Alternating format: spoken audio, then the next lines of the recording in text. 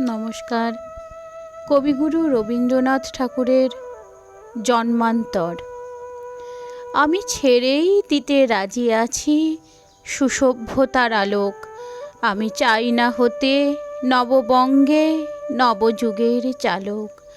আমি নাই বা গেলাম বিলাত, নাই বা পেলাম রাজার খিলাত। যদি পরজন্মে পাইরে হতে ব্রজের রাখাল বালক, তবে নিভিয়ে দেব নিজের ঘরে সুসভ্যতার আলোক।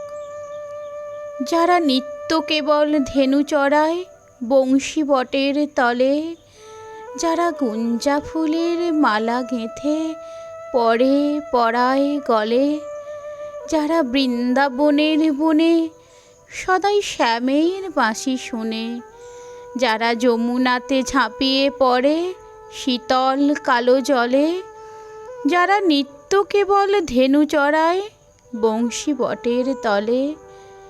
ওরে বিহান হলো, জাগরে ভাই, ডাকে পরস্পরে। ওরে ওই যে দধি মন্থন ধ্বনি উঠল ঘরে ঘরে।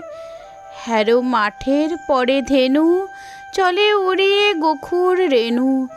হ্যারো আঙিনাতে ব্রজের বধূ দুগ্ধ দোহন করে।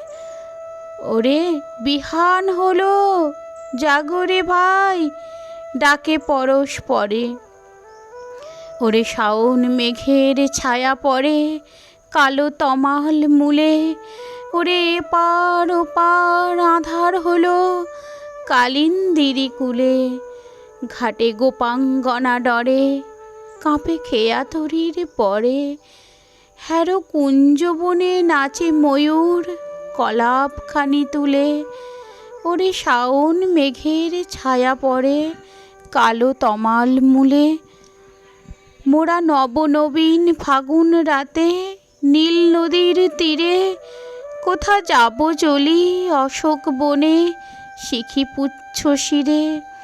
যবে দোলার ফুলো রাশি দিবে নিপ শাখায় কষি, যবে দক্ষিণ বায়ে বাঁশির ধ্বনি উঠবে আকাশ ঘিরে।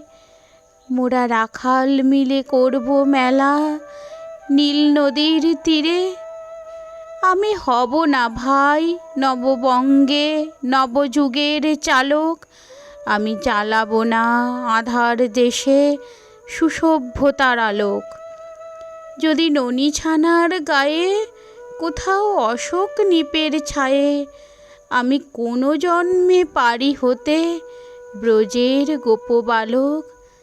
তবে চাই না হতে নববঙ্গে নবযুগের চালক। নমস্কার।